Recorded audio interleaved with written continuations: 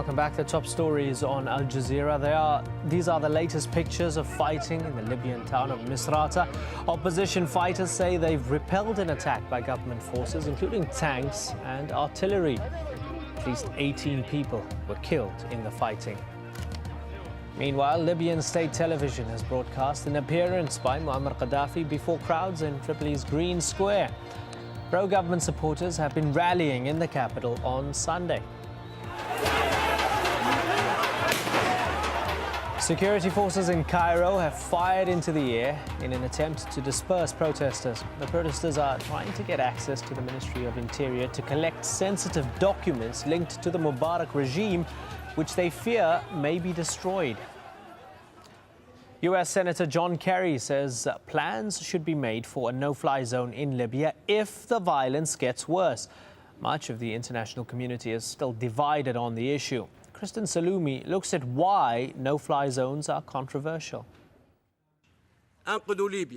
Please, United Nations, save Libya. The impassioned pleas of the Libyan delegation to the United Nations inspired the international community to enact sanctions against Libya's Muammar Gaddafi and sparked what has become an international debate over one possible next step, a no-fly zone.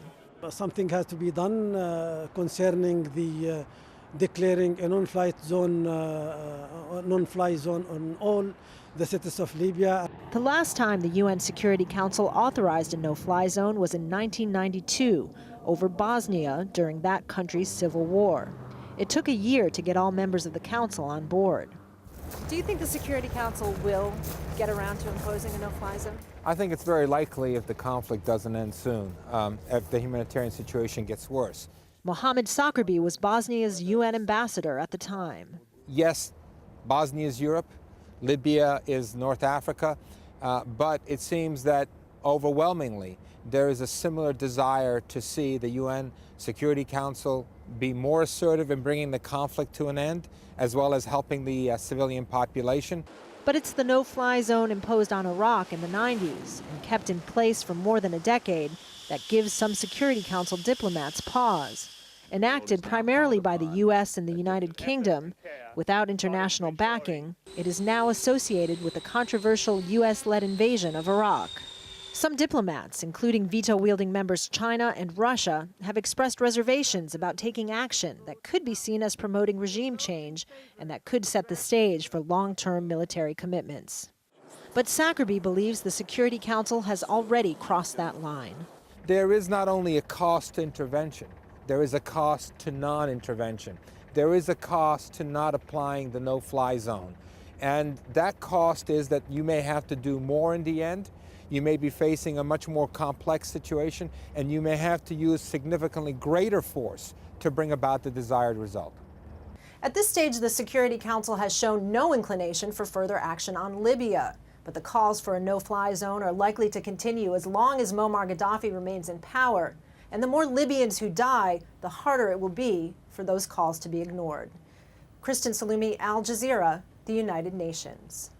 Truck drivers in Gaza are on an indefinite strike.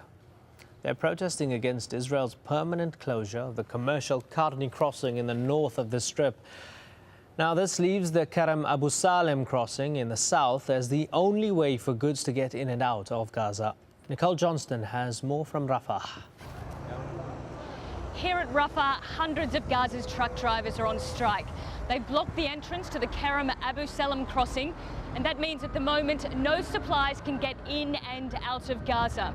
Now, they're striking because Israel has closed the Karni crossing, and the drivers are saying that they won't work until it reopens.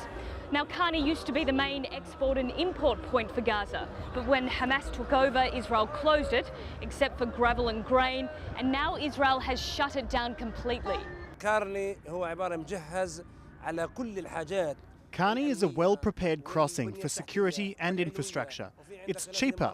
It's closer to the city, to the factories, to the warehouses, and to the wholesalers. In addition, from the Israeli seaport to the crossing, it's only 35 to 40 kilometres. But Kerem Abu Salem is 3 times further than Kani, and its capacity is very limited. It's also more expensive. Now, Israel says that it's closed the Kani crossing for security reasons and that it's expanding the capacity of the Kerem Abu Salem crossing. But for people in Gaza, that's not enough, and businessmen and drivers here, they don't believe Israel. They say that they had a perfectly good crossing in the first place that never should have been closed, and that this is in fact another attempt by Israel to tighten the siege. Nicole Johnston, Al Jazeera, Rafah. Afghan President Hamid Karzai has rejected a U.S. apology for the mistaken killing of 9 Afghan boys in a NATO airstrike last week. It comes as hundreds of protesters took to the streets of Kabul on Sunday to demonstrate against U.S. military operations in the country. A statement from Karzai's office said the president had told General David Petraeus, the top commander of coalition forces in Afghanistan, that civilian deaths in his country are no longer acceptable. To France now, where an opinion poll in Le Parisien newspaper suggests that the leader of France's far-right party could win the first round of next year's presidential election. Charlie Angela has more. The face of France's far-right politics. Marine Le Pen replaced her father Jean-Marie as leader of the National Front Party just 2 months ago. France's next presidential election is approaching, and now a poll published in Paris's leading newspaper is making uneasy reading for President Nicolas Sarkozy. It suggests that if the French public were voting today, Le Pen would win the first round with 23% of the vote. That's 2% ahead of either Sarkozy or Socialist Party rival Martine Aubry. Despite the news, Le Pen says her party won't get complacent. I see this poll as an indication. I don't see it as an established fact. I know there's a lot of work to be done for the National Front, a lot of work to present our project to the French. I hope we are seeing the start of an awakening for the French people, because it's very fashionable at the moment. The fashion she's referring to is the rise of the far right in Europe. Last week, a similar survey in the UK revealed 48% would consider supporting an anti-immigration party. Parties that already exist, with strong followings in Austria and the Netherlands. But the poll has sent shockwaves through French politics. Now, Sarkozy's rival, Dominique de Villepin, is being asked by his former spokeswoman not to challenge the president at the polls next May. She fears a split in the votes for the mainstream right could hand a victory to the National Front. Charlie Angela, Al Jazeera. Authorities in Bolivia's capital are evacuating 15 more families from a neighborhood hit by a mudslide last week. 1,700 homes were destroyed and at least 50 people were killed when heavy rain caused a hillside to collapse in La Paz. About half of the displaced have moved into government shelters. Many others are living in makeshift tents. A 6.2 magnitude earthquake